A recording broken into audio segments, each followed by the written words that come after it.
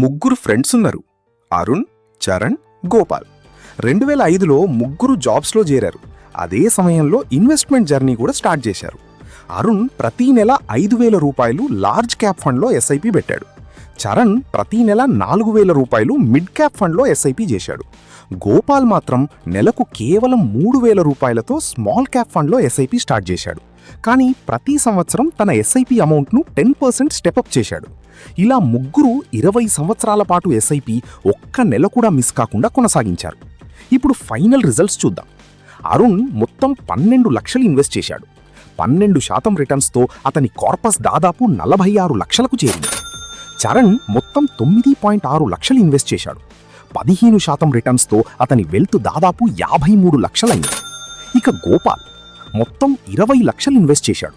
కానీ 18% రిటర్న్స్ మరియు ప్రతి సంవత్సరం ఎస్ఐపి స్టెప్అప్ వల్ల అతని వెల్త్ అక్షరాలా 1 కోటి దాటింది. ఈ స్టోరీ మనకొక ముఖ్యమైన విషయం చెప్తుంది. ఇన్వెస్ట్మెంట్ అమౌంట్ కంటే కన్సిస్టెన్సీ, టైము మరియు స్టెప్అప్ స్ట్రాటజీ చాలా పవర్ఫుల్. అందుకే ఎక్కువ డబ్బు వచ్చిన తర్వాత ఇన్వెస్ట్ చేస్తా అని అనుకోవద్దు. ఈ రోజే స్టార్ట్ చేస్తా అని నిర్ణయం తీసుకోండి. ఎందుకంటే వెల్త్ క్రియేషన్లో టైం కంటే పవర్ఫుల్ అసెట్ మరొకటి లేదు.